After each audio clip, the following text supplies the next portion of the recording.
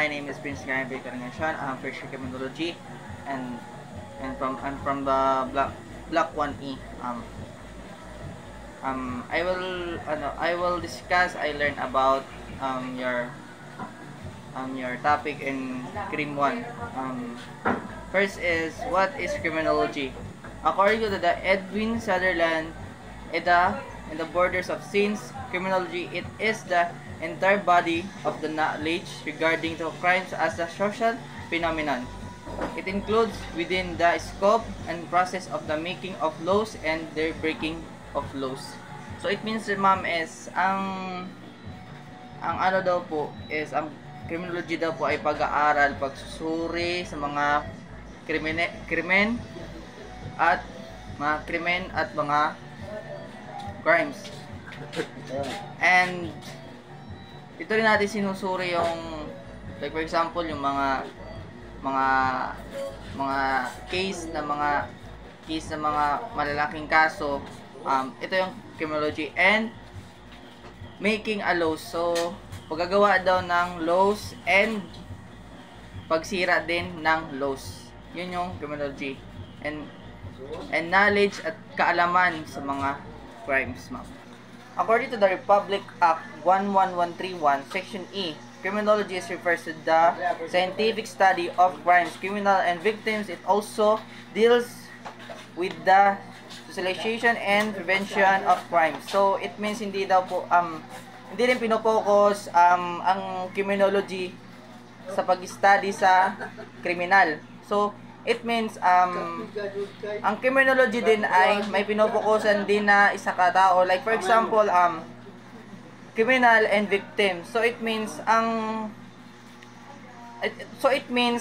hindi lang isa ang pinofokusan sa criminology, kundi mayroon din mga iba't iba pang mga topic. So pag-study sa isa ka tao or pag-study, and mostly study is about victims. So according to Ricardo V. Maglino, the criminology is the body of knowledge regarding to crimes and criminals and the effort of the society to prevent and replacement. So inulit ko, ma'am, ang kriminolohiya ay ang siyentipikong pag-aaral ng krimen o kriminal na pag-uugali at sistema ng hustisyang kriminal. Kabilang dito ang pagsusuri sa mga sanhi, epekto at panlipunang tugon sa krimen. Gayon din ang pagsusuri sa pagtupad ng mga batas. So yan po yung ibig sabihin ng what is criminology. The second one is the father of criminology. The father of the criminology is Cesare Lambrosio, an Italian physician and criminologist. He is the best known for his theory of the born criminal, which suggested that criminal behavior was inherited of could be identified by physical traits, and Lambrosio ideas, also controversial and largely discredited today, laid the foundation for the scientific study of the crimes, criminal behavior. His work has had lasting impact of criminology, particularly in the field of criminal anthropology and the study of criminal psychology. So, ang ama daw po ng criminology is si Cesare Lambrosio. Ang mga kanyang teorya noon, at pinaniniwalaan pa rin hanggang ngayon. Yan yung teorya ni Cesare Lambrosio. Edwin Sutherland, in 1983 to 1950, was an influential American sociologist best known for his work criminology. He is the most famous for developing the concept of the differential association theory, which is explains that the criminal behavior is learned through interactions with others, particularly in close knit of groups of according to Sutherland. Individuals learn values, norms, and techniques of crimes from those they associate with reader than being born predisposed of criminal behavior. So, si Edwin Sutherland daw ay isang Amerikanong sosyologista na kilala sa kaniya daw pong trabaho na kriminolohiya. Siya ay particular na sikat para sa pagbago ng teorya. So, binabago daw po niya yung mga teorya ng pagkakaiba-iba ng association ng argues na ang kriminal na pag-uugali ay natututunan sa pagmamagitan ng pakikipag-ugnayan sa iba sa mga intimate o social groups ayon din kay Edwin Sutherland. Ang mga individual ay natututo ng mga halaga, pamamaraan at motibo para sa kriminal na pag-uugali daw po mula sa mga taong nakakasalamuha nila. Nakakasalamuha daw po nila yung mga tao. So, it means hindi lang daw po sa teorya daw po ni Edwin Sutherland ay sa pakikipag-ugnayan sa iba't ibang intimate of social group sa pag-uugali mula sa mga taong nakasalamuha nila sa halip na sa pamamagitan ng mga likas na katangian ng mga biological. Yan po. General classification of criminals. There's a 9 classification of criminals. First one is acute criminals, chronic criminals, professional criminals, accidental criminals, habitual criminals, situational criminals, active aggressive criminals, passive and indicate criminals, and socialized intelligent criminals. And first one is acute criminals. Those who evaluate criminals laws because of the impulse of the moment of the passions or angry or spell or extreme jealousy. Ang ano daw po, ang cute criminals daw po is yung mga like for example, bawa ako or siya, o meron akong asawa, ganun. Kibali, matrak ako sa kanya, tapos yung asawa ko naman magsiselos. So, yung asawa ko makakagawa ng krimen. So, there's a positive na makahimo ng krimen yung asawa ko kung gagawin ko yun or magsiselo siya. Kasi mostly naman kasi as in nagsisimula yung mga jealous, like for example sa mga nakikipagtali ka sa ibang tao. So let's proceed. Chronic criminals.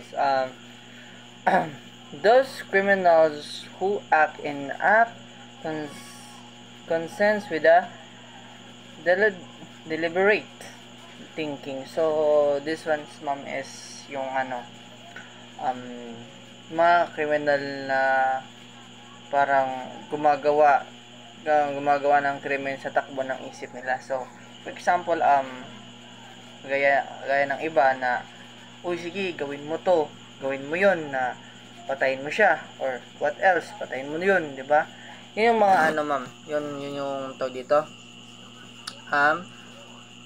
chronic criminals. And nakalimutan ko rin po, meron pa pong dalawa pala na hindi ko nasama, ang ordinary criminals. So, sa ordinary criminals naman, ma'am, is yung ang ipinakamababang uri ng kriminal ay karera ng ginagawa lamang nila sa mga karaniwang krimen na nangangailangan ng limitadong kasanayan. Sa kulang sila sa organisasyon o upang maiwan ang pag-aresto o paghatol. O dito naman, this one, ma'am, is dun sa ordinary criminals, ma'am, is yung yun yung mga ordinaryong kriminal lang, yung like for example, ma'am, yung nagpapatakbo ng mga karera, yun, yung mga illegal na gawain sa ating lipunan, or yun yung mga mababang krimen, yung baraha, yung mga ganyan, yun yung mga mababang krimen. So, let's proceed our organized criminals. Dito naman sa mga organized criminals, ma'am, is yung mga matataas na uri na mga kriminal. Yung mga matataas, yung like for example, yung mga gawaan nila is yung mga casino or mataas na mga organisasyon, yung mga taas na organisasyon ng mga isang kriminal, or yung may mga grupo sila ba, yung mga group, or upang kainin ang mga tao na moto or hindi natutukoy sa nakatuon na bilis ng mga aktibidad o maaaring gumana sa malaking negosasyon o puwersa ng kusang loob at sa suhol na ginagamit sa mga upang makakuha ng mapanatili ang kontrol sa aktibidad. Or dito naman tayo sa mga ma'am, sa mga malaking organization is yung mga like for example, politiko ka or politics ka, yan. Tapos gusto mo gusto mo makuha mo yung boto ng mga taong bayan. So mag-aano ka, like for example, magagamit ka ng mga tauhan, tawag dito, yung gagamit ka ng mga tauhan upang bayaran mo para sa isang syudad, tatakutin mo na siya yung botohan mo, siya yung botohan nyo, kaya ganun. Yan yung tinatawag na ma'am, yan yung tinatawag na organized criminals, yung ma'am, yung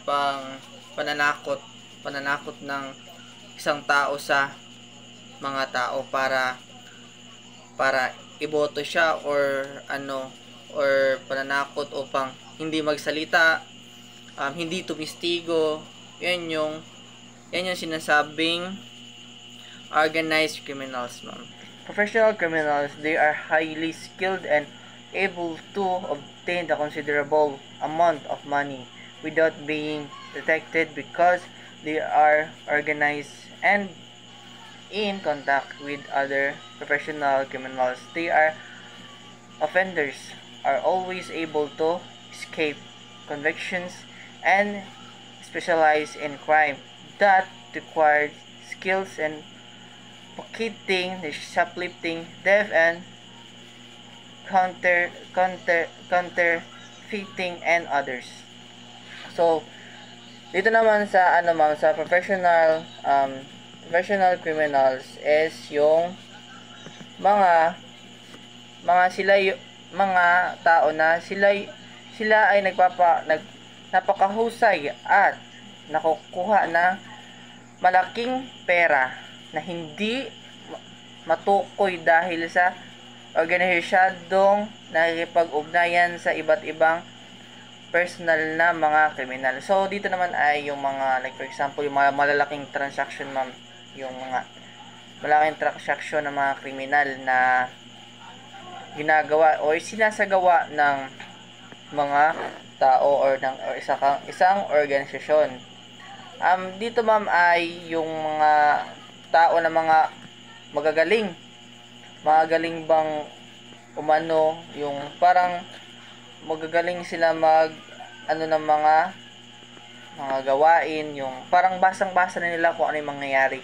Or what else, kung mahuli man sila, hindi rin naman sila makukulong dahil ma-influence sila ma'am eh. Pwede lang baliktarin yung kaso or pwede na lang bayaran yung kaso. Kasi may ano sila, parang may lakas sila. May lakas sila na para baliktarin yung kaso na ipinapataw sa kanila kasi mapera sila eh. Yun, like for example, nahuli sila dahil nagda-drug sila. Tapos yung mga nakahuli naman sa kanila, kinakausap nila or sasabihin nila na, sige, babayaran kita na ganitong malaking halaga. Para yung evidence ay itago or sunugin na lang yung evidence, ma'am. And sa mga naman, dahil hindi naman sila madaling mahuli kasi or mahirap hulihin sila dahil yung for example, yung planado lahat ng mga ginagawa nila. Hindi sila daling mahuhuli. Kung mahuhuli mo naman sila, siguro swerte mo kung mahuhuli mo sila sa madalian. Pero possible talaga na mahirap silang hulihin dahil sila parang may skills na sila may gawa na sila parang basang-basa nila kung ano yung gagawin nila, yung setup kung saan nila gagawin yon, di ba? Tapos kung anong mangyayari, yun, kung anong oras darating mga pulis, ganyan. Kaya mahirap silang hulihin. Kung mahuli man sila, mapapabaliktad din naman nila yung kaso. Yan po yung professional criminals. And dito naman dumako naman tayo ma'am sa accidental criminals. Ito naman ma'am yung mga criminal na mga hindi inaasahan. Like for example, those who commit the criminal act as a result of the anticipated. So, ito yung mga criminal ma'am na hindi inaasahan, mga inaasahan na mangyayari. Like for example, ma'am, ako nagbumotor lang ako. Sige, nagbumotor lang ako sa isang gitna ng daan. Nagbumotor ako. So, peaceful yung daan, ma'am. Tapos, biglang dumaan na isang tao or bata man. So, pagdaan niya, hindi ko inaasahan na dadaan siya eh. So, mababangga ko siya. So, yan yung mga unexpected krimen o accidental criminal na hindi mo inaasahan na mangyayari or dadating na lang bigla yung pangyayaring ito. Yan yung ma'am, yan yung accidental criminal. Habitual criminal. Those who continue to commit the criminal's act for such a deserved reason due to deficiency of intelligence and lack of self-control. This one naman, ma'am, is yung mga taong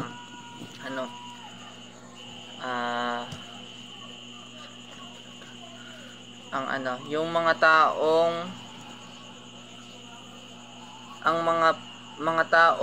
ang mga patuloy na gumagawa ng mga kriminal ay kumikilos sa magkakaibang dahilan dahil sa kakulangan ng kakulangan ng katinuan. Dito naman may mga kriminal na mga parang nawawala sa sarili. Parang yung mga baliw or what else. Yung mga taong nawawala sa katinuan.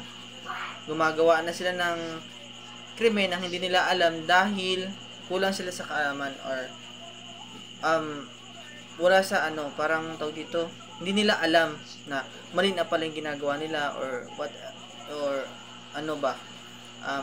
hindi na nila alam kung anong ginagawa nila.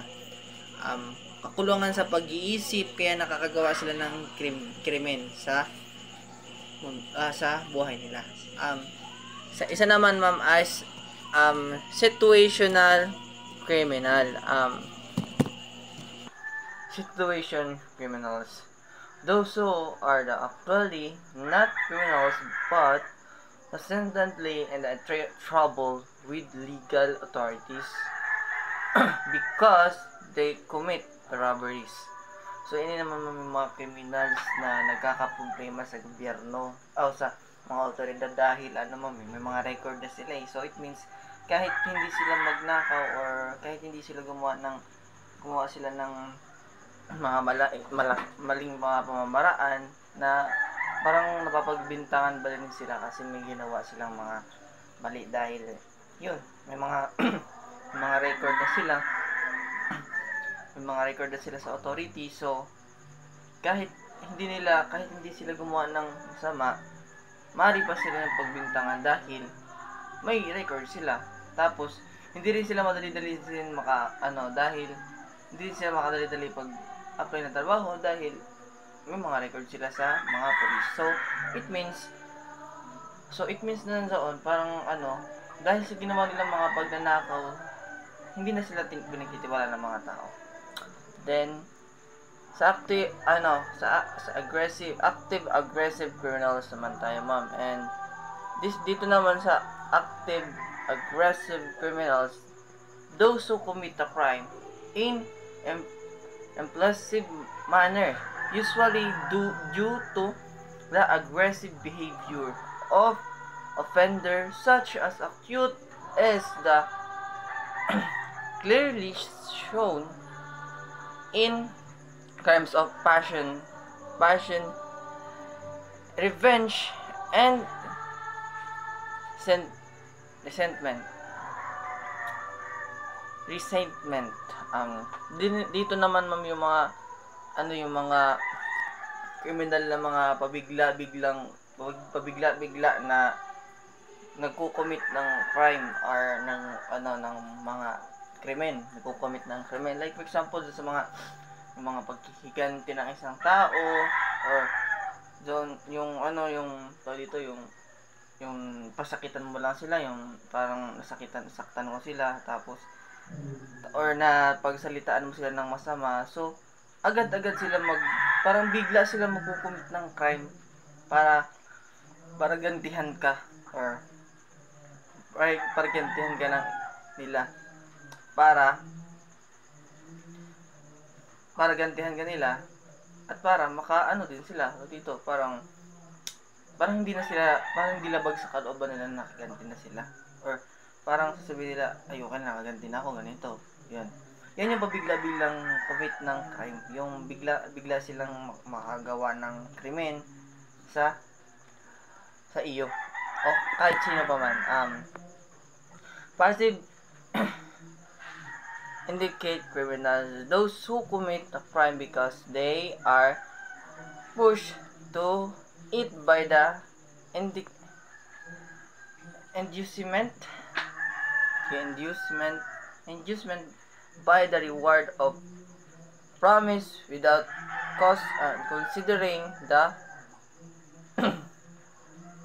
consequence. So dito naman ma'am ay yung mga kriminal na gumagawa ng yaong mga nangangako sa akin dahil sila ay itinutulak dito sa pamamagitan ng panghikayat sa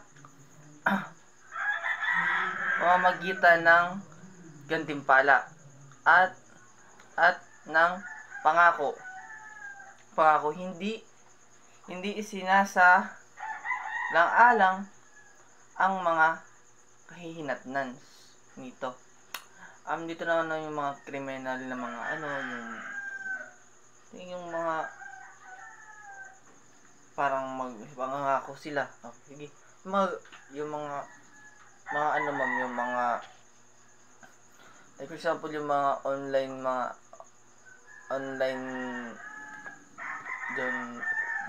hindi ko, basta mga online na mga panluloko, yun.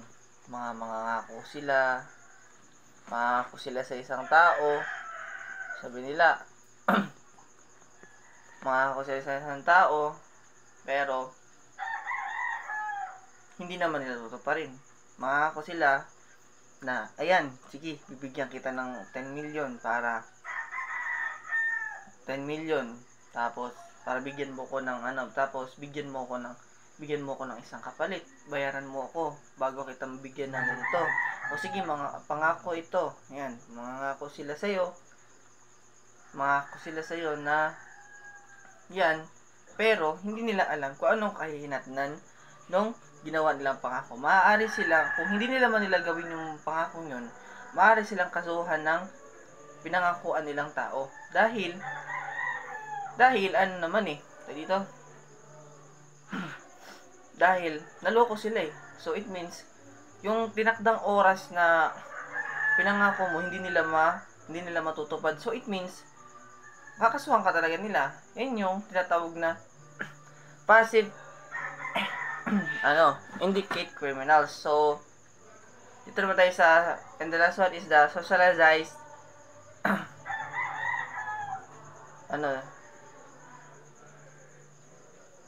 delicate criminal. Those who are normal in their behavior, but morally defective in their societies. Process to this group belong the educated, respectable, and member of the society who may become the criminal on account of the association they are involved in. Ito naman yung mga criminal na ang tawag dito, yung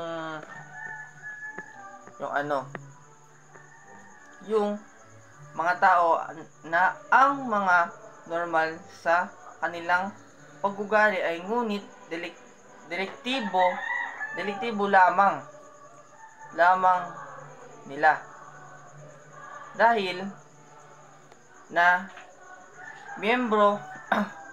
dahil proseso ng pakikisalamuha kabilang sa mga grupo ito ang edukado, kagalang na miyembro ng lipunan.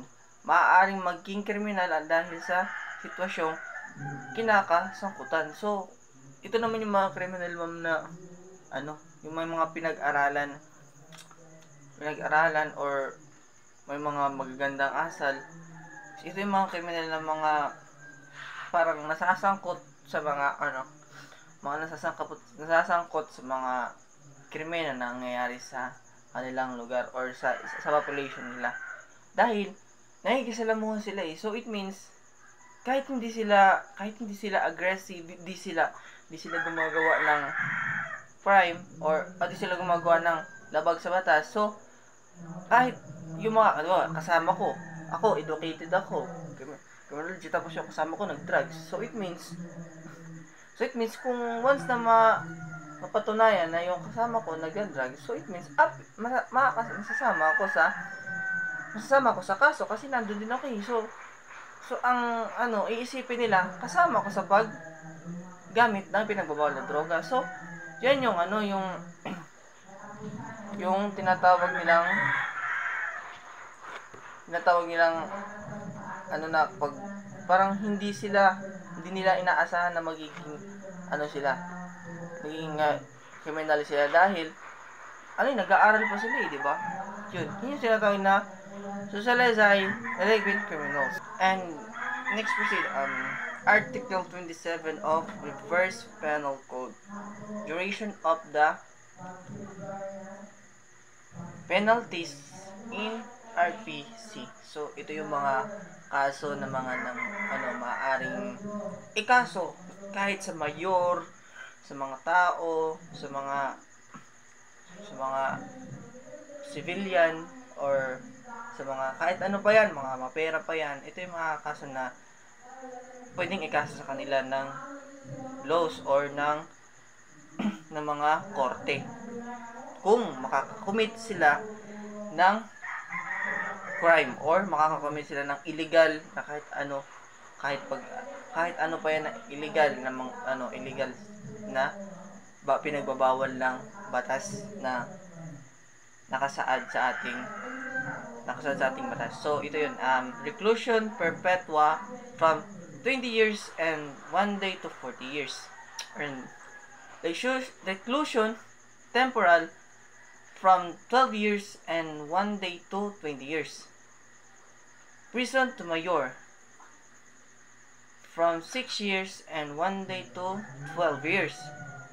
Prison correctional from 6 months and 1 day to 6 years. Arresto mayor from 1 month and 1 day to 6 months. And arresto minor from 1 day to 30 days. Yan yung mga yan yung mga maaaring ikaso or kung dakpin ka man, hulihin ka man nila, maaaring ikaso nila sa iyo yan. Yan yung sinatawag na Article 27 of Reverse Penal Code, duration of penalties in RPC.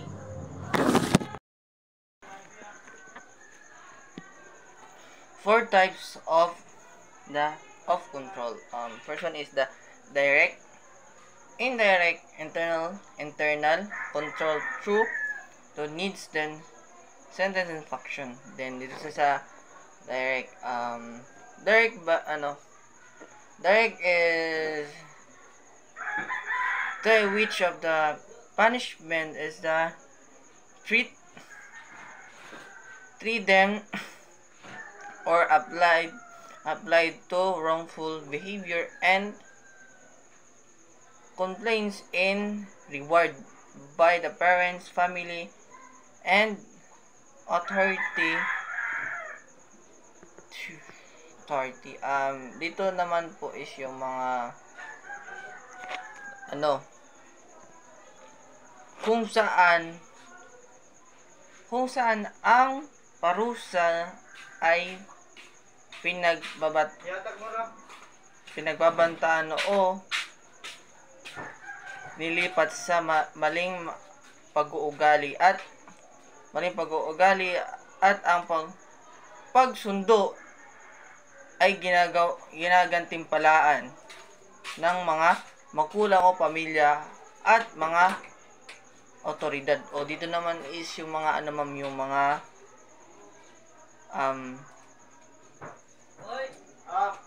binibigyan ng mga reward, like for example yung makakatakip ka ng isang tao, yung yung mga tao na mga kriminal pero may mga patong sa ulo, or kahit sa pamilya mo o dito yung malaki yung kita nyo, so maaari kang bigyan nila ng reward na hindi naman siguro kalakihan, pero kung sa pamilya lang, hindi naman siguro kalakihan, pero at least meron kang magagamit. Pero kung kahit yung mga kakakuha ka ng mga kriminal, yan yung tinatawag na yan yung tinatawag na reward ng otoridad o binibigyan ng isang otoridad para gantimpalaan ka or gantimpala sa iyo yun kasi napadak ka yun. Tapos dito naman sa sa indirect sa indirect naman is by which of youth restrains from the delinquency through the consents of superago. So dito naman ma'am ay yung mga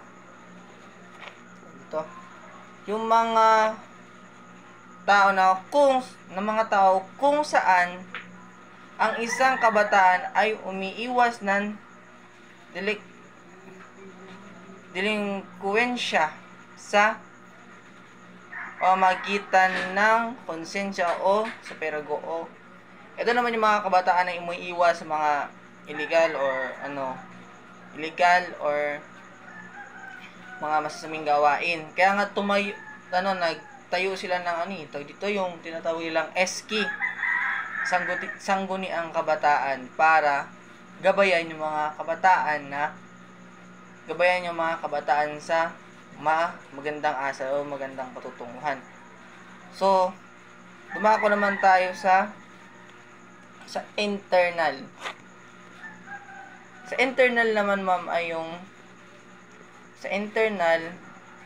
yung mga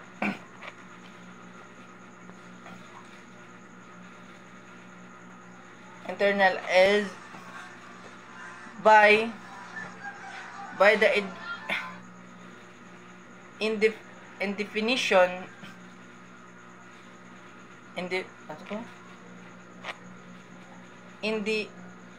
fiction within those who influenced by behavior, say because his or he require act might be cause pain and disappointment to parents and others with who he or she has close relationship. So dito naman yung mga tao naman na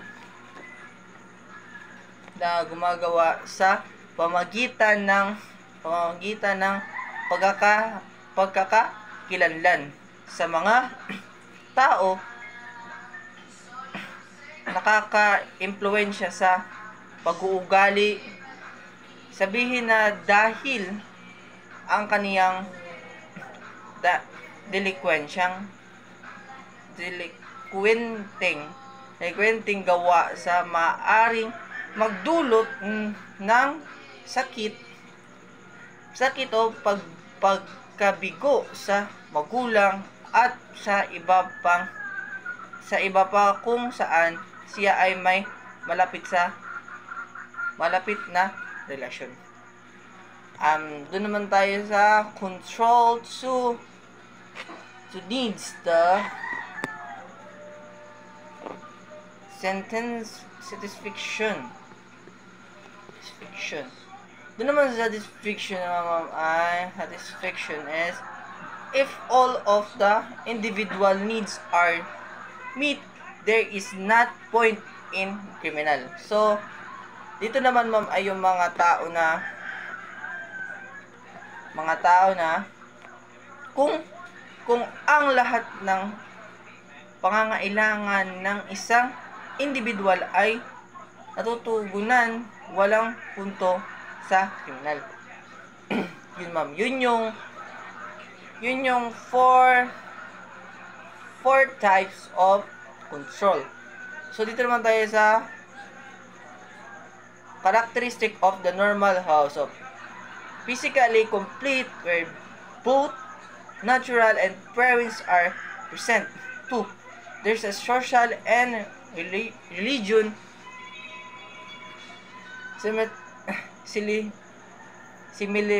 similarity in the group. It must be economically stable, not maintain the normal health. Both parents must have the same cultural background. There's then 5, and the most be physical and physiological normality. And 6 is there's must be functional inadequacy. There's characteristics of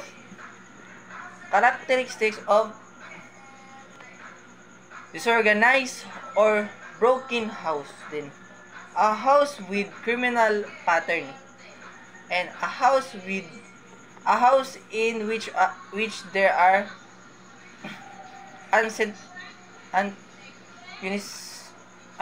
unsatisfactory relation of domination, the favorism and solicitude, overserve or neglect, and jealous step parents and interfering of relevance relatives. Sorry ma'am, relevance yun, hindi related. And a house is social or normally valid choose of because of difference of race, religion, or immoral situation. And a house in which one of parents has physical or mental disability. And number 6 is a house under economic pressure or unemployment. Yun yung ano ma'am, yun yung characteristics of disorganized or broken house. The next one is the sexual behavior leading to sex crimes. So, number 1 is the bestiality. It is the morbid propensity to have a sexual interaction with animals. So, this one ma'am ay yung mga sex with animals, mga sex na mga animals, yung mga ganun mga, like for example, yung mga dog, cat, carabao, or whatever, ano pa ng mga animals. So, second one is the incest. It is a sexual relationship between the people who cannot be legally married by reason of the blood affiliation. So, this one ma'am ay yung mga yung mga taong hindi pa kasal pero may nangyari sa kanila. So, hindi pa sila kinakasal at hindi pa sila legal, totally legal, pero may nangyayari na sa kanila or patagong may nangyayari. So, yan yung incest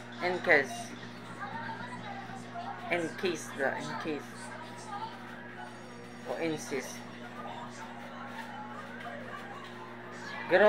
Gerontophilia. So, this one naman ma'am is yung it refers to erotic desire within elder or persons. So, dito naman ma'am ay yung mga taong tumutukoy sa isang erokitong erokitong pangnanasa ng nakakatanda sa tao. Nakakatandang tao. So, ito naman yan yung yung matanda ka na, yung ugod-ugod ka naman, tapos medyo may kaidaran ka na. Tapos, makita ka lang ng mga yung mga babae na mga maliliit short, mga ganyan.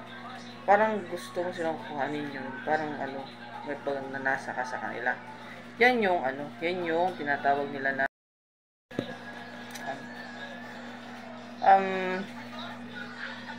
pedophilia. So it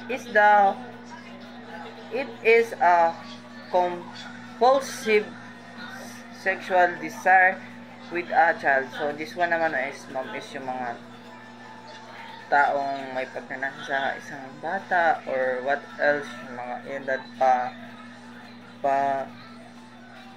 10 pataas or basta siya, parang tinatawag siya na child abuse kasi nakikipagtalik sila sa isang bata na parang ayaw din naman nila pero gusto nilang gawin kasi gusto nila yung bata. So, yun yung sexual the pedophilia. So, autosexual.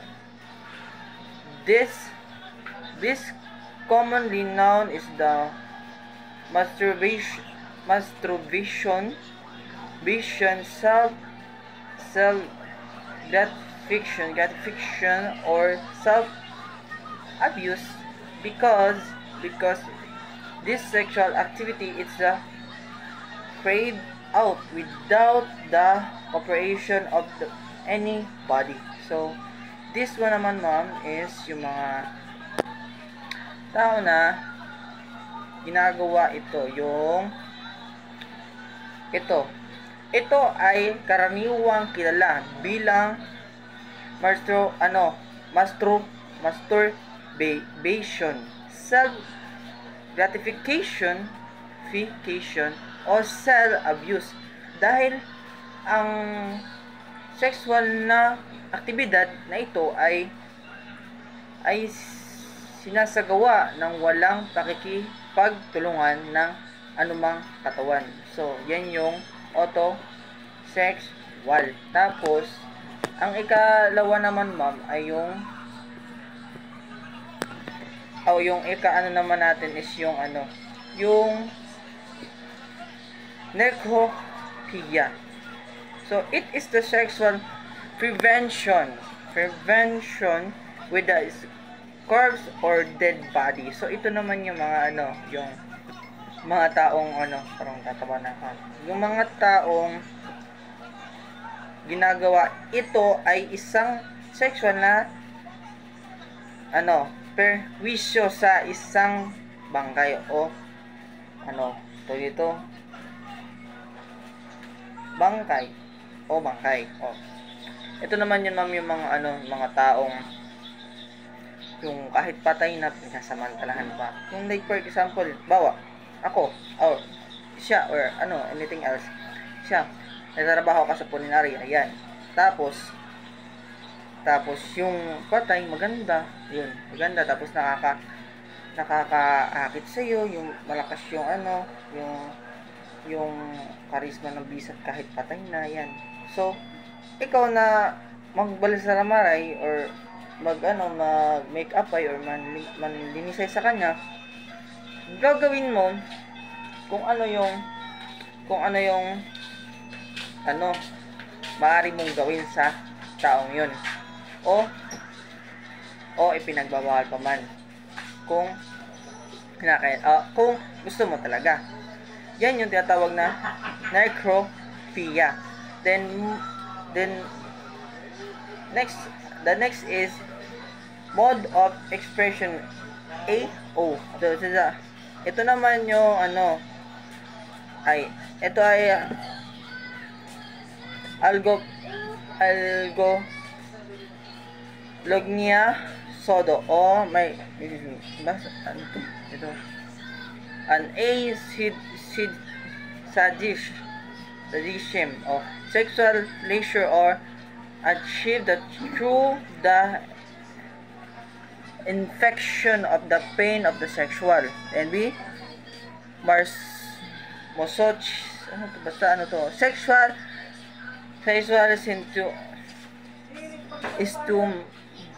stimulation is the obtained through the infection of the pain to oneself. That's number 2 is yung then oralism fact. This is a scientific fact. The satisfact is the attempt by the use of month or dog. Below are the three sub classification or oralism. Ang number 1 ang isa naman ay fallatio.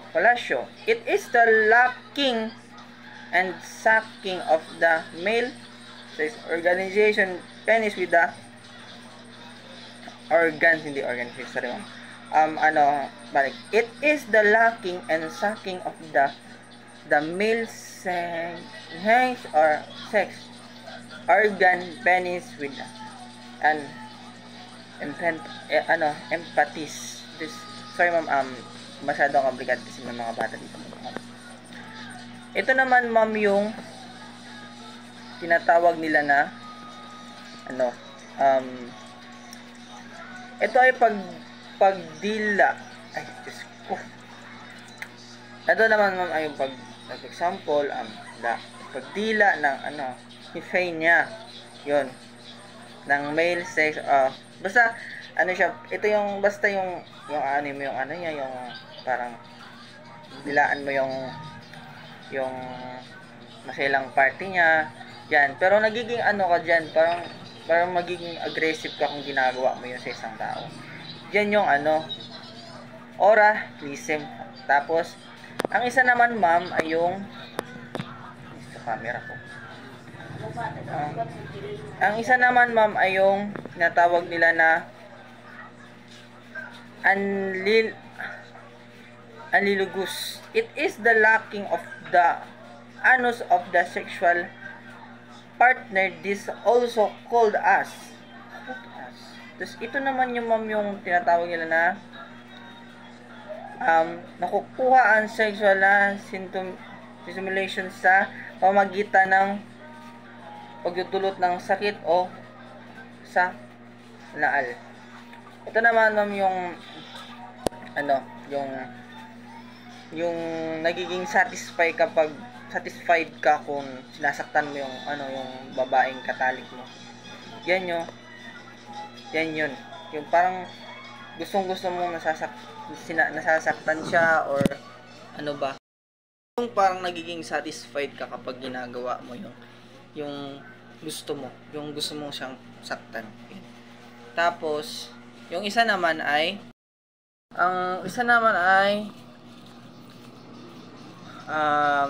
cunnilingus.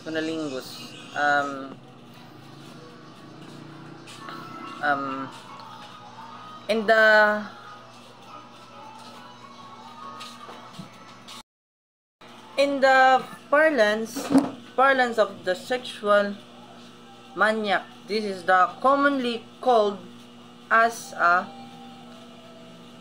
branching lababo o solindro or sisid marino, since the unexplainable sexual satisfaction is attained by the lacking the female gentillion.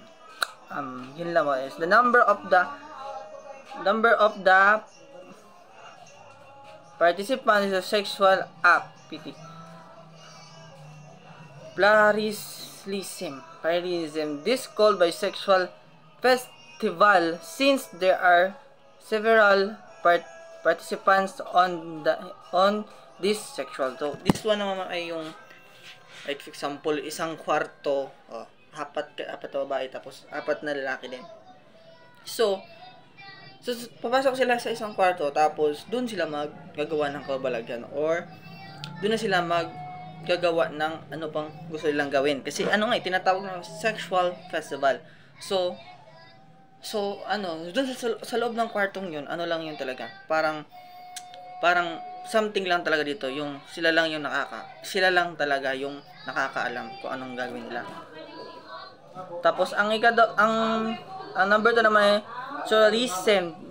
There are 3 participants on these sexual activities. It may be 1 man and 2 woman or 2 men and the 1 woman. So ito naman yung tinatawag na halimbawa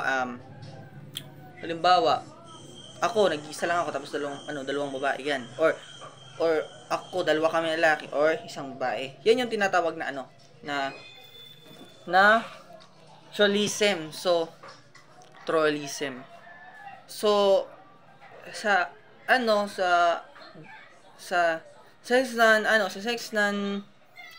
isa, dalawa ang gamit. So ang sa kabila naman, kung dalawang lalaki, dalawa sab ang gagamit. Tapos kung dalawang babae, isa lang yung gagawin lang lalaki. Yun. Parts of the body. Cortege. It refers to the rubbing of sex organ to the body parts of the partner in order to achieve the sexual gratification. And number 2 is parallelism. This is the sexual libido on any of the parts of the body of sexual partner. Oranism. Sexual happiness in the attempt that through the lacking or the partner body holding the breast and fingering the genital organ. So ito naman yung pag-finger sa mga nila, yung mga yung mga body part na mga masiselan. Sodomy. It is a sexual act characterized by the insertion of the penetration of the penis or any object of the anons of the sexual partner. Yan yung sodomy. Tapos ang isa naman is the next one is the sexual reversal. So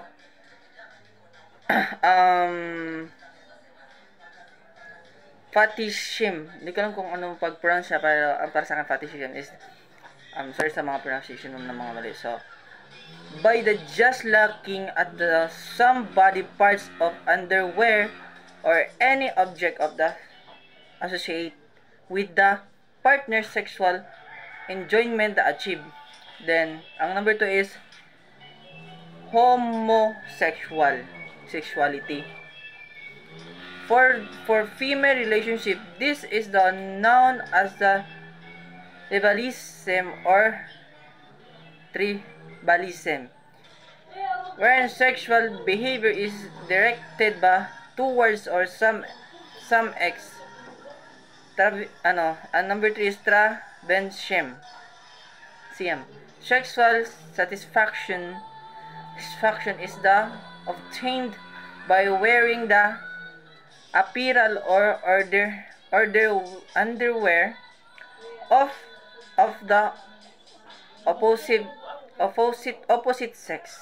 Yan yun lang. Next one is the sexual org of the clitoris. This refers to a strong sexual org of the man to have the sexual intercourse. Yan. And number 2 is the nymphomanist woman. This is the extreme the sexual desire of the woman to have the sexual interaction or intercourse. The next one is visual stimulism. Scoptophilia. This is the sexual behavior characterized by deliberately watching or undress or nude the people, especially during the sexual activity. So, ito naman yung mga taong naninilip mo sa mga kung naliligo ka, tapos sisilipan ka ng isang tao. Yan yun. Tapos the voyeurism.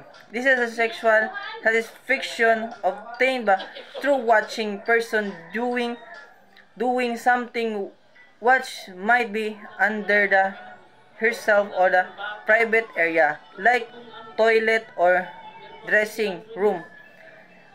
Maniac is called the peeping Tom, who usually will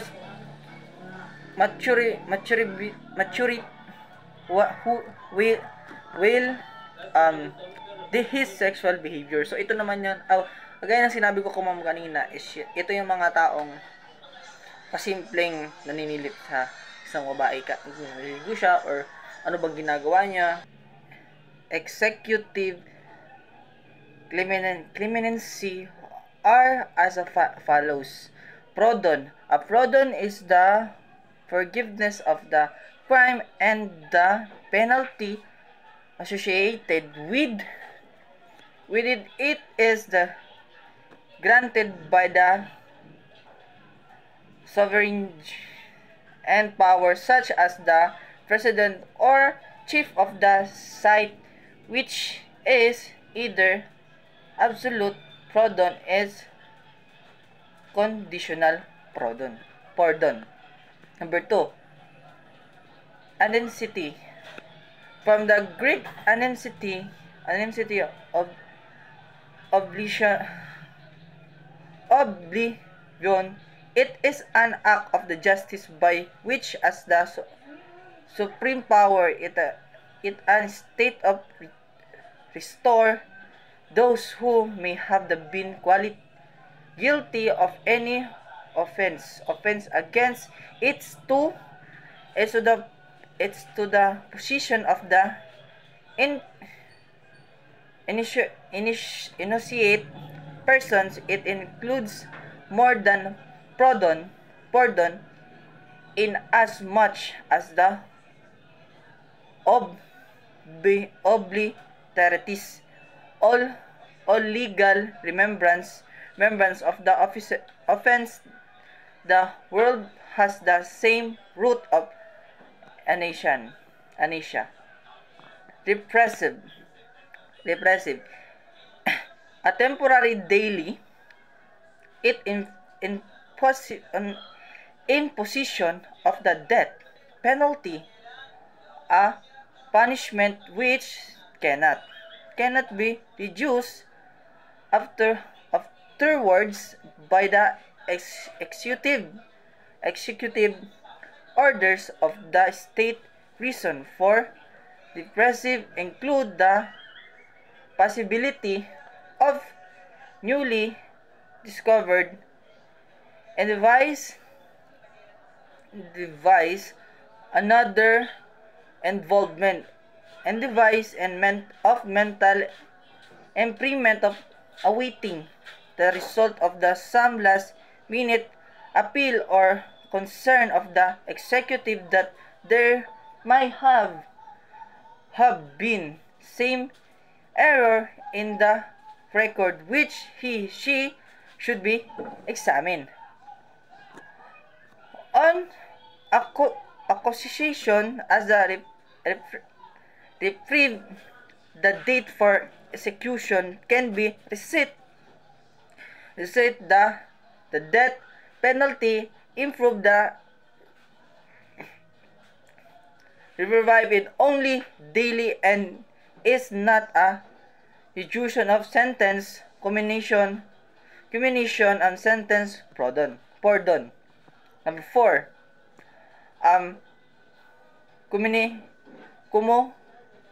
commutation of the sentence. It is involved the reduction of the legal penalties, especially it terms of imprisonment, unlike the commutation, those not nullify by the conviction is often conditional. Benjamin Mendelssohn is likely a reference to Ben Mendelsohn, an Australian actor known for his versatile roles in both film and television, born on April 3, 1969. In Melbourne, Australia, he has built a strong reputation for playing complex or often voluminous characters. Some of his notable works include An Animal's Kingdom 2010, a breakdown role in this Australian crime drama where he played the antagonist Pop, a role that earned in his web period and acclaim. And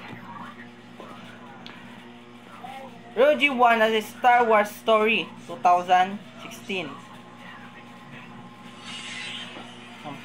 The Dark Knight rules of 2000, a small notable role in Christopher Nolan's but regular. Mendelssohn has been praised for his ability to portray the play nice of characters from billiards to scientific figure. Si Benjamin Mendelssohn ay malamang na isang sanggunian kay Benjamin Mendelssohn is the artista sa Australia na nakilala sa kaniyang maraming nalalaman na mga tungkulin sa parehong pelikula na telebisyon. Pinanganak noon daw si Benjamin noong Abril 1969. Yan. Tapos, sa Melbourne, Australian, nakagawa siya ng isang malakas na reputasyon para komplikado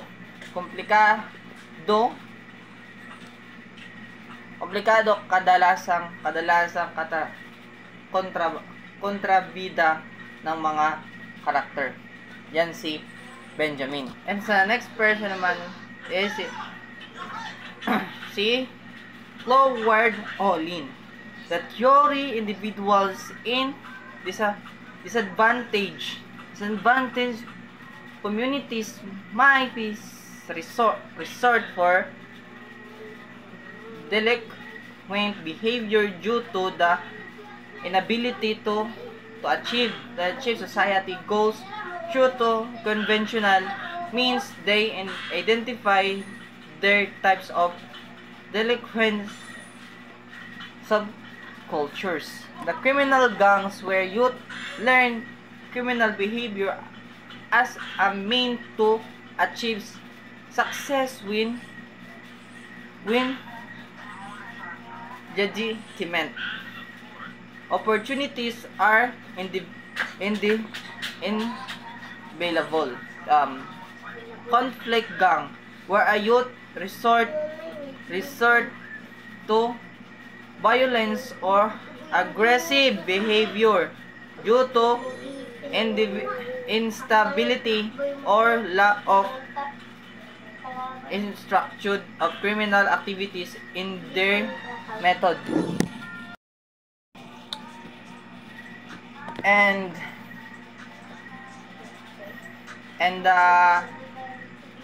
distrusted gang where a youth turn to substance abuse of other escape or mechanisms because they cannot success in either conventional or criminal pursuit. This is the theory of emphasize that rule of social structure in determining the paths that individuals take the contribute significantly to the study of crime. Defines a youth behavior. Olin works of remains the influential in the fields of criminology of sociology. Si Lloyd Olin is pinanganak noong 1927, 2000 hanggang 2008. Pinanganak siya noong 1927, namatay siya noong 2008. Siya ay isang Amerikanong sosyologista na kilala sa kaniyang trabaho na kriminolohiya at sosyolohiya ng paglihis. Siya ng particular na sikat na kanyang pakikipagtunggalian sa sociologist na si Richard Coward na humahantong sa pagbuo ng Cloward Olin theory, delinquency and turing ito ay pinapakilala sa kanilang noong 1960 na aklat na Delinquency of and opportunity of theory of the delinquent gangs. The binuo ng ideya na ang juvenile delinquency ay nagmumula sa pagkakaroon o kawalan nito ng mga lehitimong pagkakatao sa lipunan. Yan si John Lloyd Olin. The learners of correctional reform. Number 1, William Penn, the first leader of the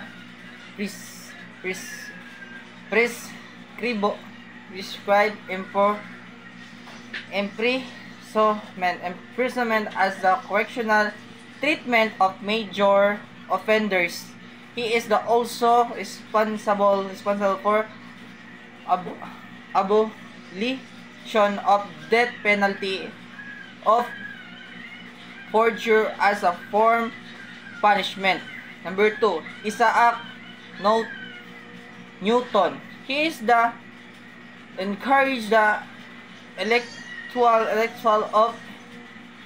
to investigate the social and scientific phenomena. Methodically is the objectivity. Then and the number 3 is the Carlis Montesquieu.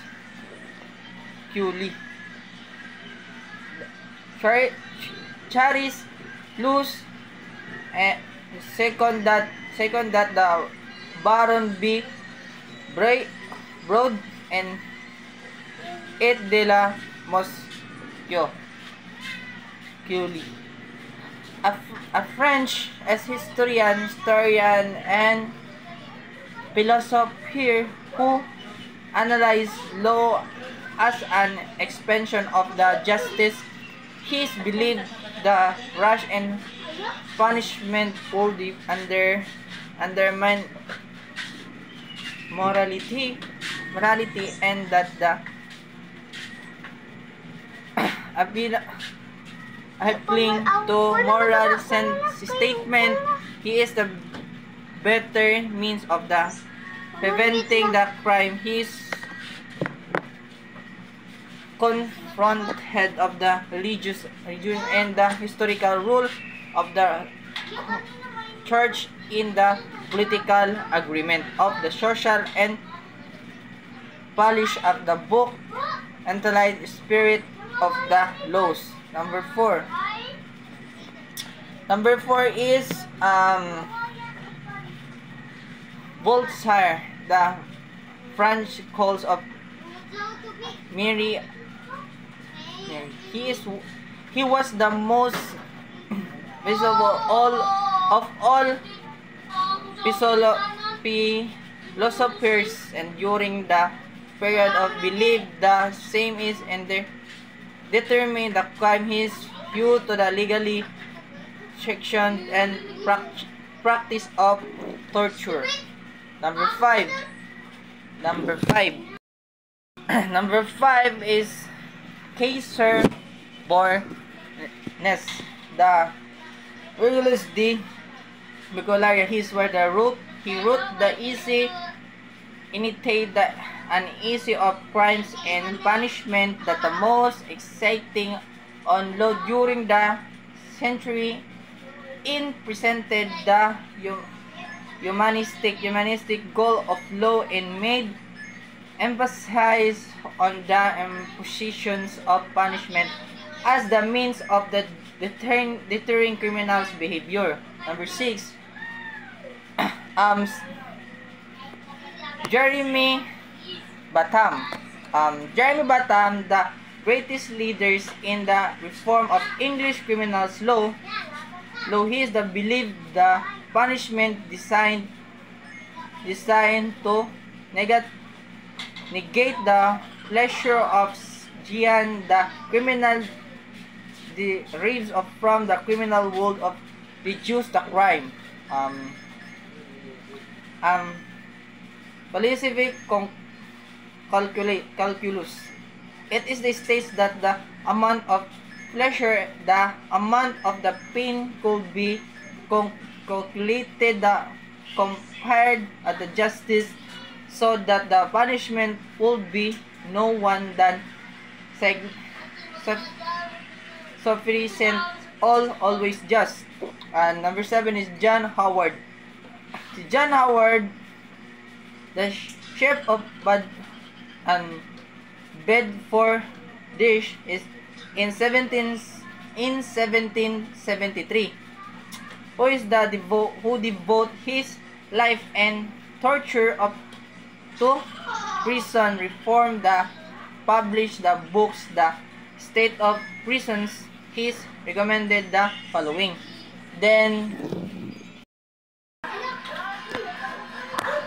he created for being responsible for the ideas on prison from England and the United States toward death of jail fever types of in 1790s white representing an prison in Russia. Alexander Monachi. He is the superintendent of the penal colony of the North Island in Australia in 1840, who is introduced the mark system, which is to become a predecessor of the good conduct, time of allowance, and the parole system. Number 9. Manuel Montesinos, the director of the prisons in the Valencia, Spain in 1835, who is divided the number of the prisoners into the companies and appointed of 13 the prisoners as a petty of the officer in change, which allowed a good behavior and to prepare the convict for gradual release. Number 10. Domates of France established the agricultural colony for delinquents, the boys in 1839, providing house, father, and in change of their boys. Walter Crafton is the director of the Irish prison in 1854, who is introduced by the Irish system that the modified from the Maconochie mark system. Number 12 is Zebulon Brockway. He is the director of Elmira Reformatory in New York in 1876, who introduced the certain innovation programs in like the following. First one is the training school types, education prisoners, and casework methods, and extensive of use for parole. And last one is the indictment sentence. Number 13, Sir Evelyn Reglis Brace,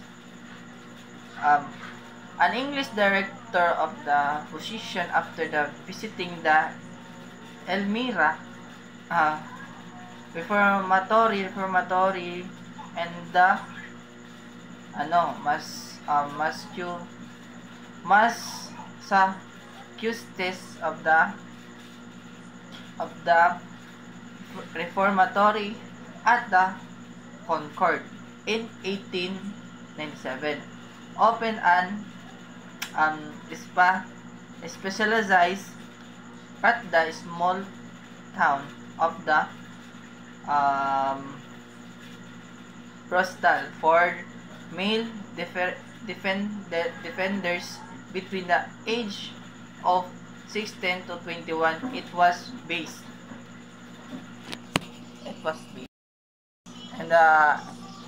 entirely on the individualized the transmit both in the institution that during the period of in charge. Number 14 is the William Blackstone. Is the published the book, the commentaries on the laws of England, which to become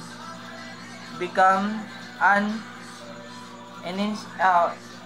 essential authority on the common law. Concept of the penology, penal science. Ito yung yung mga example ng mga penologies, penal science. It is a study of the punishment for crime criminal offenders. It includes the study of control and prevention of crime due to the punishment of the criminal offenders. It can also be defined as the division of criminology that deals with the prison management and the treatment of offenders, and concerned itself with the philosophy and practice of the society in the effort to repress the criminal activities. The manner of the practice of managing the controlling place of the confinement as the jails and prisons. Correction. It is the branch of the criminal justice.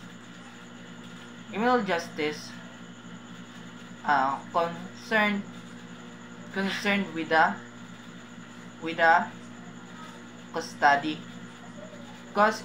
custody and rehabilitation of criminals offenders.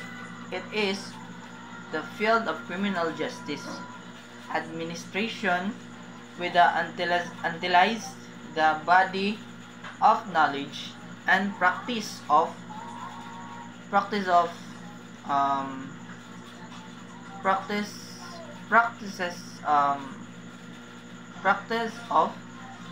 the government and the society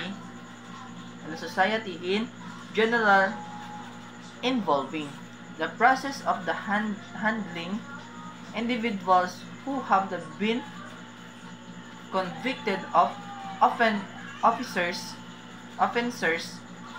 for purpose of crime prevention and control. Collectional view of processes. The retentional of the criminal offenders and the preventing them from repeating their divine of delinquent action without the necessity of the talking punitive action, but rather the introduction of individual measures of reformation. Correctional administration. So sa correctional administration, it is the study of practice of system management concerned with the custody,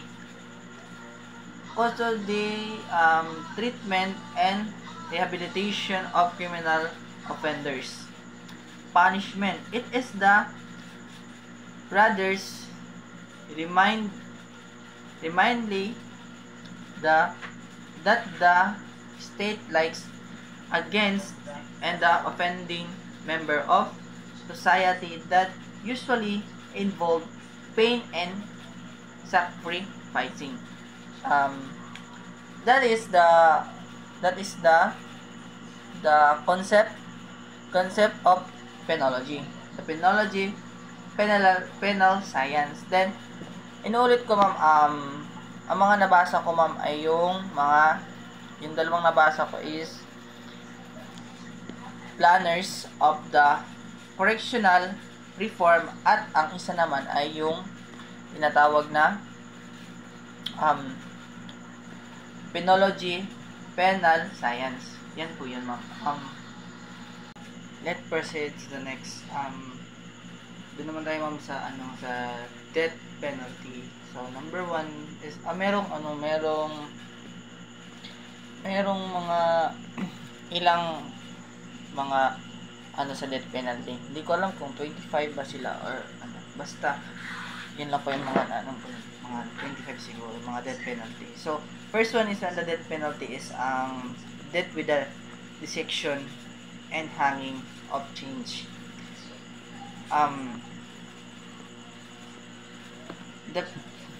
The price of death with the dissection of hanging of the Chinese is the stand of the widely recognized term. So I believe it may be refer of either historical form of execution or an specific cultural or factional sectional. It is a historical context, dissection and execution by the hanging were sometimes part of the criminal justice system, and especially its case for served crime or scientific purpose.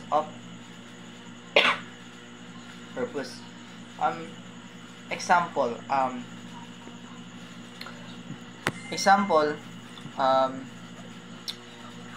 execution by the hanging. This was the common from capital punishment in many countries until the relatively recently, and it involved the condemned the prison being hanged by the neck until death. The section it's the historical period by particularly is in the 17th and 18th century. Bodies of the executed criminals were sometimes decided palisly, and this was often done of the education purpose, especially in the medical schools where cadavers were needed from method ba or anatomical study. The next is the hanging of change. This part is include possibly refer to a specific punishment of societal accessories used in some execution of rituals. True, that is immediately clear from the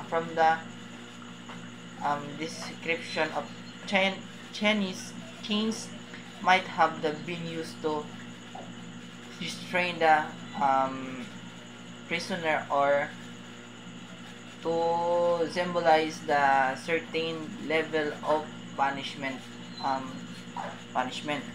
Then the next, it is from the particular historical period of the story. From the story more context would be helpful to clarify the exact of meaning of the code is provided more. So So, ang ano daw po, ang dead Chinese guna daw ay particular dead Chinese is ang ay hindi isang pamantayan o malawak na kinikilalang termino. Kaya naniniwala daw na ang ako maaring tumukoy ito sa alinman sa isang makasaysayang paraan ng pagpapatupad o isang particular na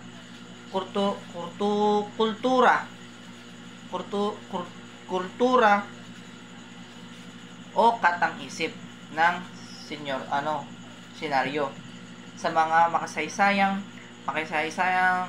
konteksto ng dissection at pagbitay sa magiging pamamagitan ng pagbibigti. Tama ba? Pagbibigti noon ba? Basta ay pagbibigti yun ang alam ko. Paggamit ng pagbibigti ay minsan bahagi ng mga sistema ng hustisyang kriminal, lalo na sa mga kaso ng matinding krimen o para sa mga layunin pang agham. Halimbawa, yan yung mga halimbawa ng mga death penalty. So, proceed tayo sa isa. Yung isa naman ay yung death by hanging. Ang death by hanging ay refers to the form of death caused by the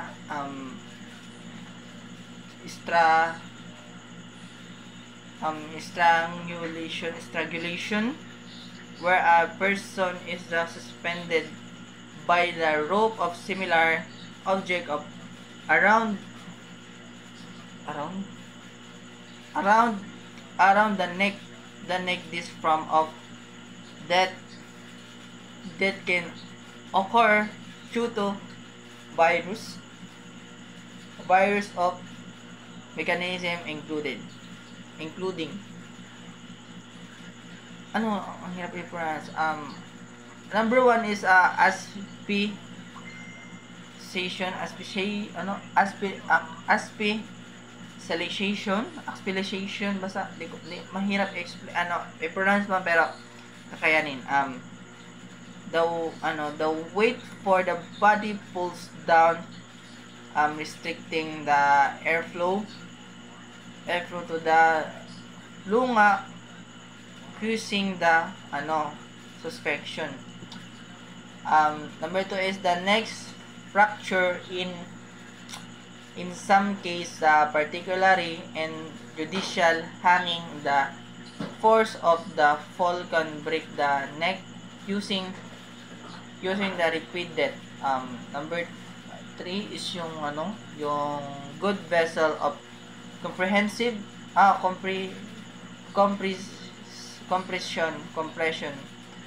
pressure blood vessels in the neck, such as the created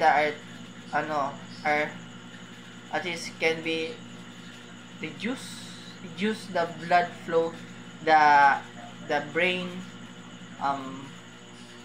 causing the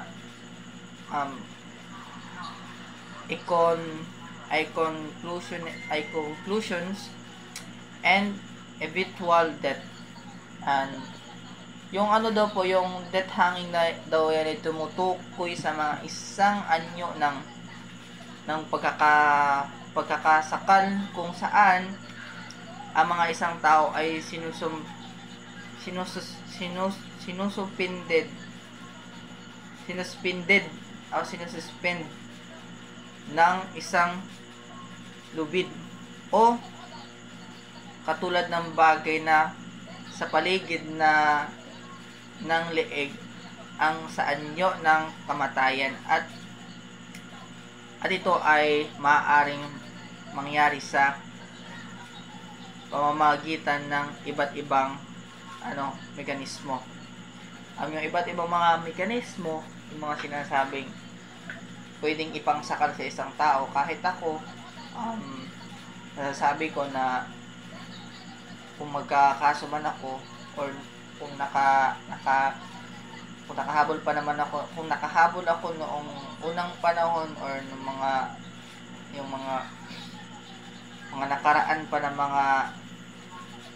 ng mga adikhain ng mga tao, yung mga batas tila. Kasi noong unang panahon kasi nung sa Pilipinas, ang death penalty, meron death penalty dito yung mga sinasabi.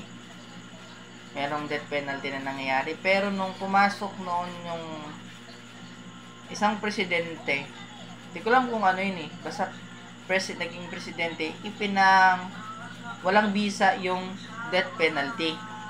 So para sa akin, kung naabutan ko yung panahon na yung may death penalty, kung magkakaso man ako, maaring yun yung mangyari sa akin. Kung ano yung makita nila, pwede nilang ipangsakal sa akin. Basta kung ano ba yan? Lubid ba yan?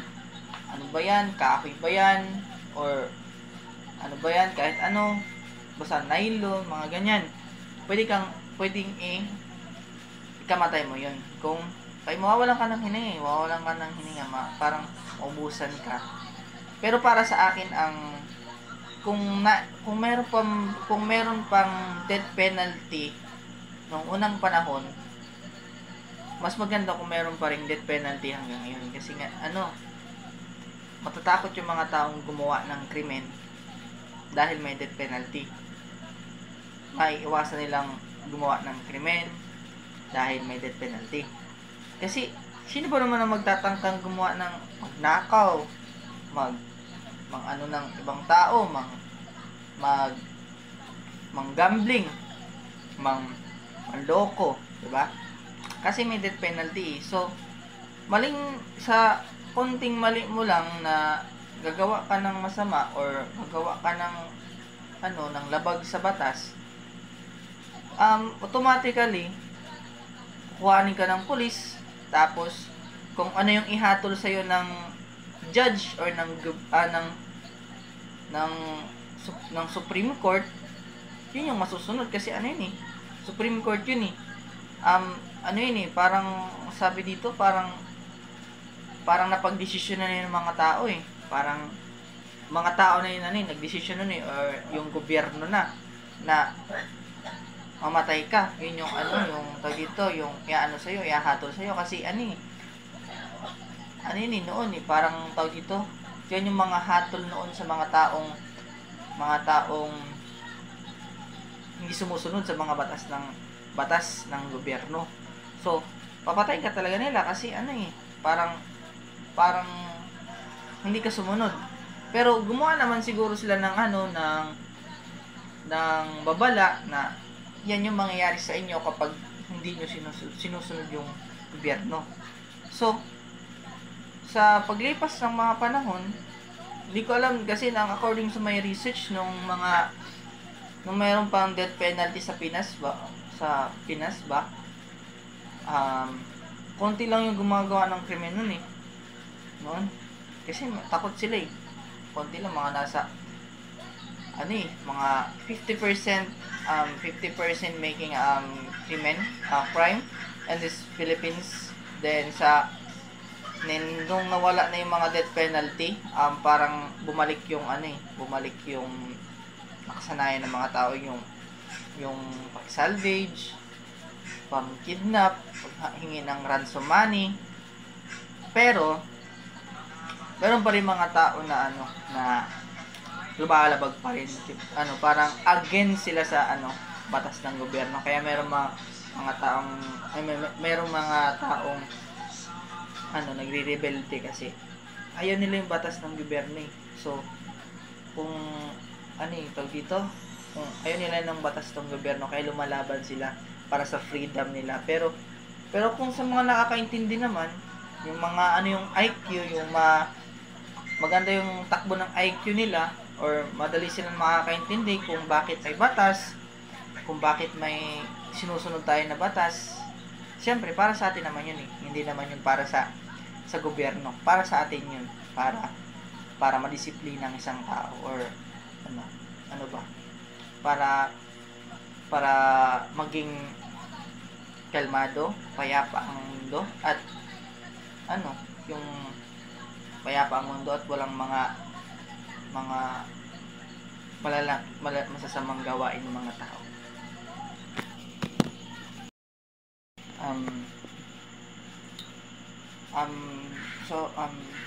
Meron po palang 34 na mga death penalty. So 33 lang po yung alam ko, kasi yun lang po yung mga nalaman ko eh. Yun lang pinakayanan ko eh. So, yung 33 na po yun ay bilisan ko na lang po. Nasabi ko na yung dalawa, na-explain ko na yung dalawa kanina. Pero para sa akin, gusto ko talaga na merong death penalty pa rin.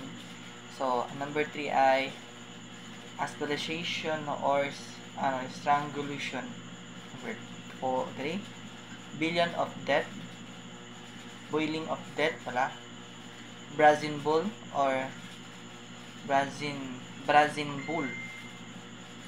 6 is burning, especially for regulations, heretics of with their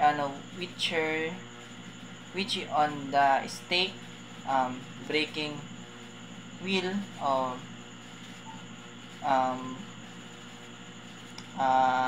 burial alive of known as the crucifixion, crushing by the weight of a brutal abruptly of or the slow or ordeal, decapitation or beheading as by the sword, axe or kahit yung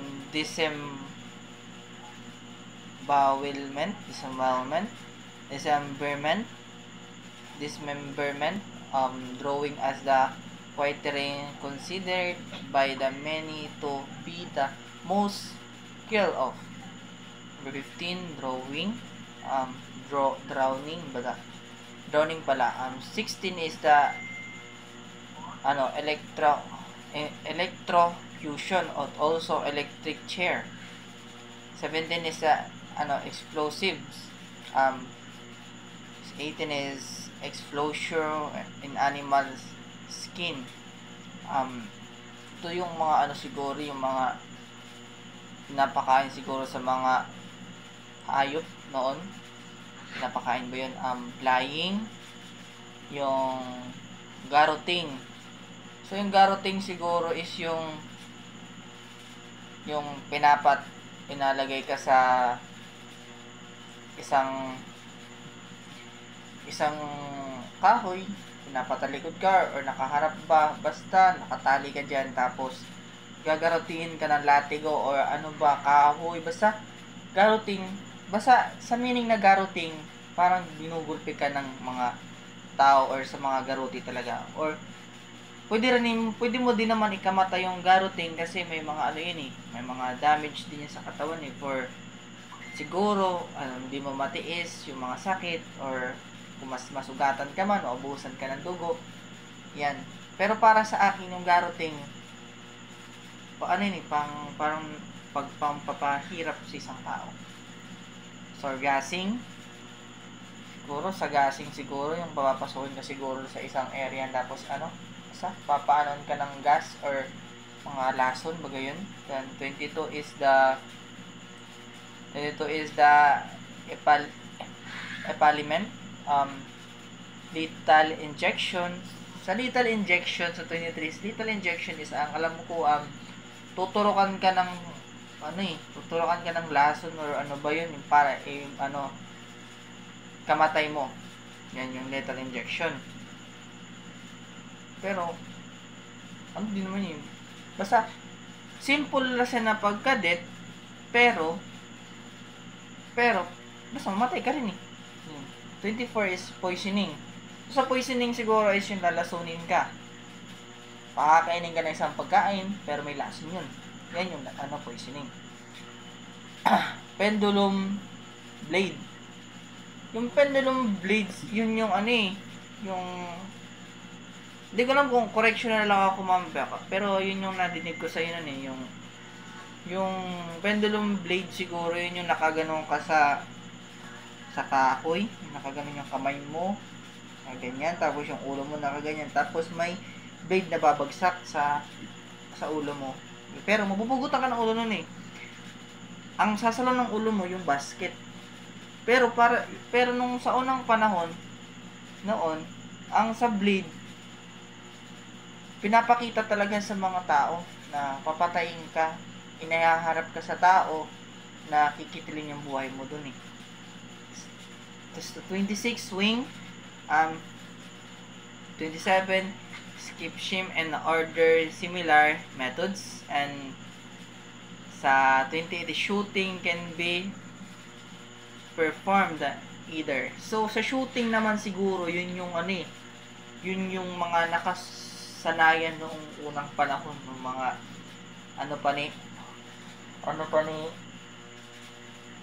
pa ni Dr. Jose Rizal tsaka ni mga Andres Bonifacio.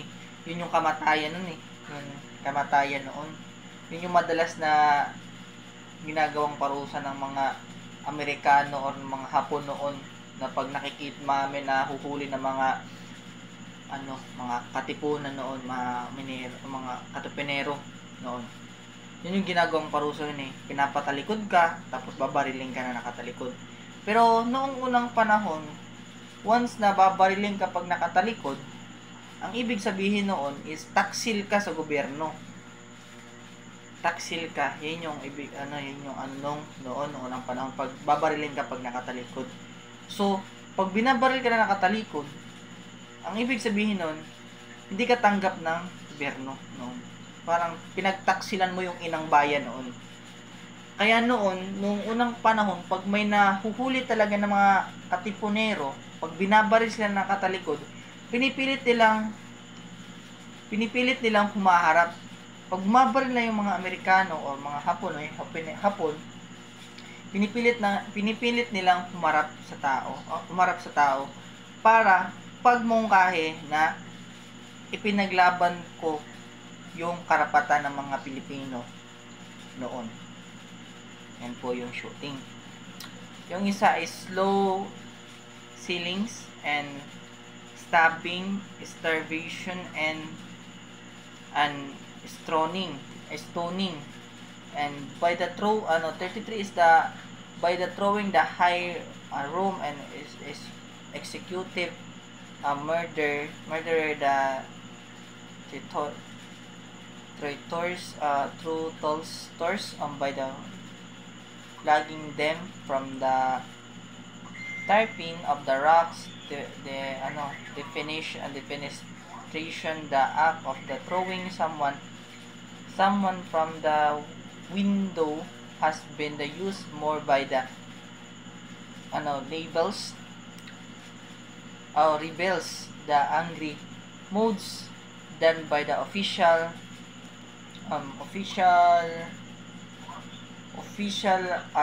executions during the agreement of dirty war. Some victims were even pushed out of the plane and into the athletic ocean of the town down, or the death flight. So, ang the death flight, ang alam ko, according to my research, ang death flight noong unang panahon, sa mga death flight, kung mahuhuli ka, rebelde ka man, or nakagawa ka ng mali noon, ang alam ko yung death flight, isinasakay ka sa eroplano, tapos inihuhulog ka. Pero hindi ko alam kung kung saan kayo hulog. Pero ang nabasa ko noon is ang death flight talaga is sinasagawa sa ocean. Alam mo kung bakit? Kasi kung sa ocean ka ilalaglag, possibility mamamatay ka talaga kasi malakas yung impact nun eh. Kasi sa ano ng mga researcher, kapag nahulog ka sa tubig at pag nakadipa ka pa, yung tubig nagiging matigas, nagiging solid. Pero solid talaga. Kaya pag nahulog ka, maaaring ikamatay mo yun. Or kung mabuhay ka man, hindi ka rin mamamatay ka rin kasi papatayin ka ng mga dun eh, ng mga iba't ibang hayop sa dagat eh. Shark or basta shark, kakainin ka ng mga laman dagat or malulunod kasi sa mga lakas ng alon.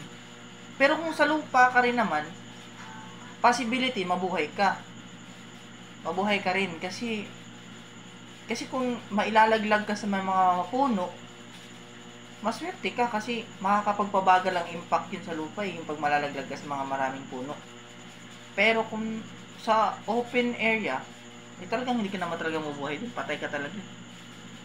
Pero noon, ang death penalty na death fly is sa ocean talaga sinasagawa noon.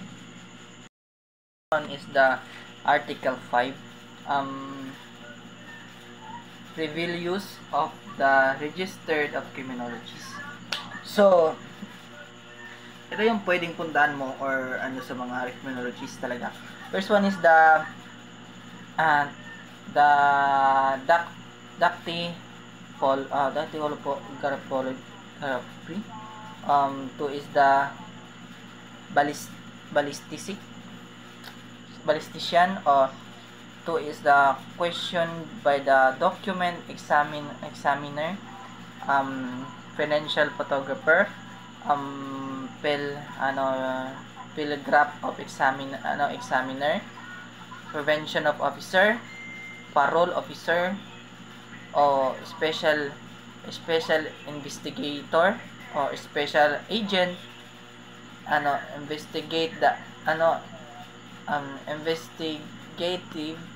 investigative agent, intelligence agent, law enforcement or evaluation of officers, and National Police Commissions, NAPOLCOM,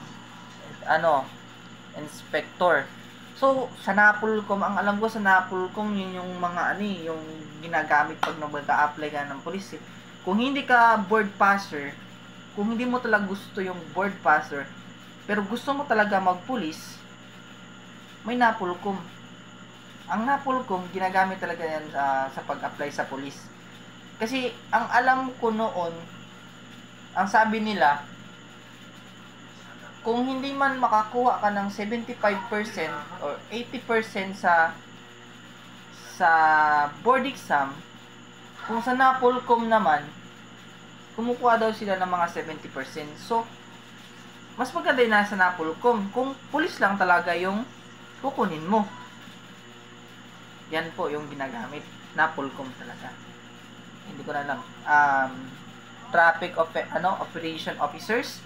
Ang traffic operation officers, yun yung mga traffic enforcer, yun alam ko eh. Yun eh. Special police officers. Ang sa special police officers, yun yung siguro yung mga SWAT, SAF, yun yung mga alam ko eh. Tsaka BFP, yun yung alam ko, BFP, at kasama rin yung BFP sa special police officers. Safekeeping officers siguro yun yung mga Coast Guard na nang laganap ng sa seguridad ng mga tao. Sheriff. Alam ko ang sheriff yun yung nagbabantay ng kalsada, ng daan, kung malakas ba yung andar mo. Yun eh. Security officer. Nako. Kung hindi ka talaga magano ng board exam or ng NAPOLCOM, sa security officer ka talaga mabagsak. Sa criminal investigator, ganda pa yung criminal investigator.